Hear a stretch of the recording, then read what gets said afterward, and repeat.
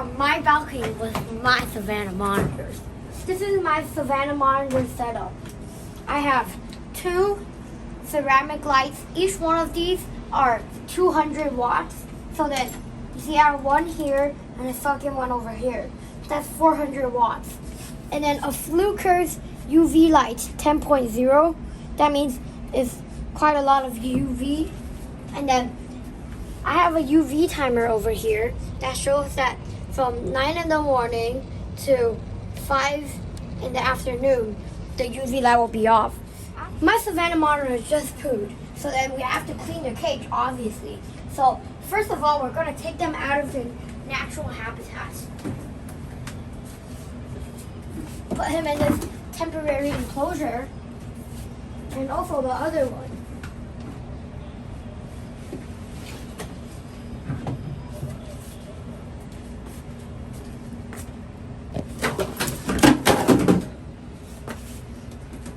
First of all, you have to close the UV light, and then turn off all the power.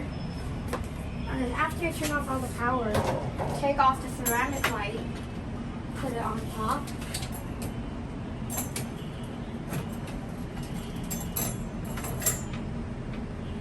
And then it's easier to pull the tub out.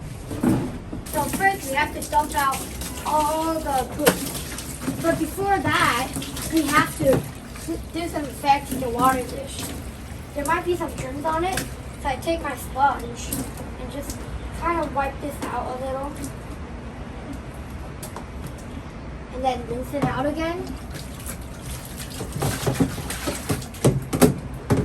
And by the time that's done, the water is still filling up. I can use some pressure on this and squeeze it because some of the poop are stuck on the bottom. Now I think most of it is done. Then I'll lift it up and the poop will just go down the drain.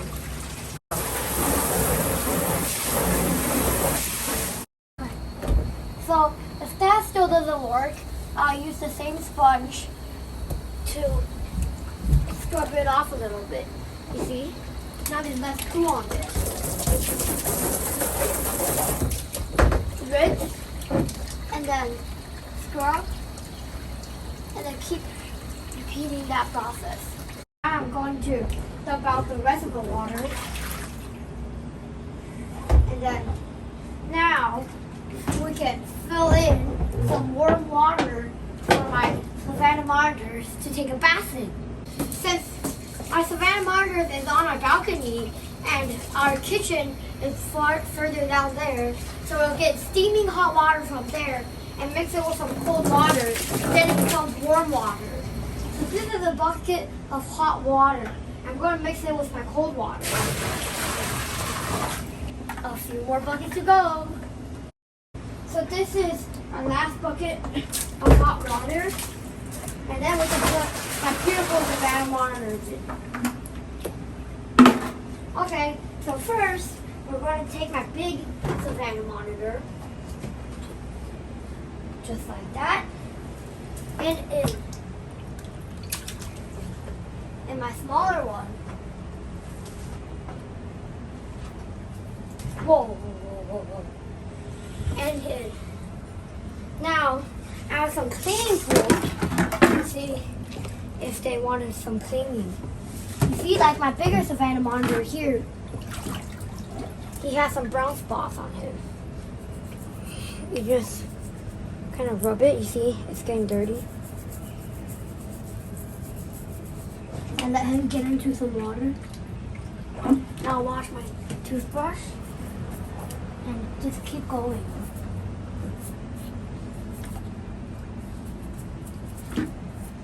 You see, just with a few scrubs, it's already better now. And also, if there's stuck shed on them, I'll also take them off at this time. Like, you see, here's some shed. Like any type of shed you see on them that are not properly shedded, I just take it off. After they are done with their bath, I would take them up and dry them up with a towel. This is important because when I put them back into their cage, they won't just freeze and die. So I'll pick them up like this, wrap him up in a towel, kind of dry him up. And now let's do the same thing for my other one. Oh, he's a little more feisty, so I like to do it like this. Okay guys, so then I just took my Savannah monitors out of the house into this temporary cage, and now let's take out the water.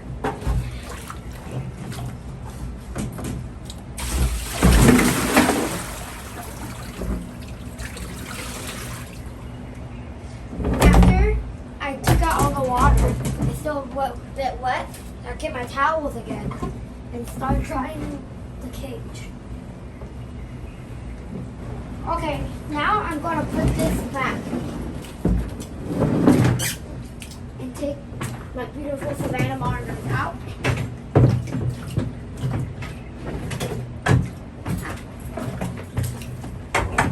Like so.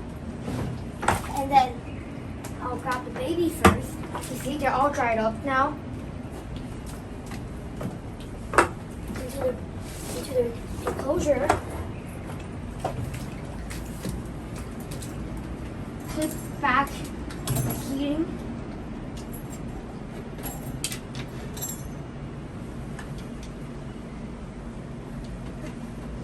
Turn back on the power. And last but not least, let's come and fill up his water bowl. I'll fill up this in half, or else the Savannah monitors will spill out the rest. Okay, like that. And then now let's bring it in for them. Okay, so that's it. Let's go back to the class.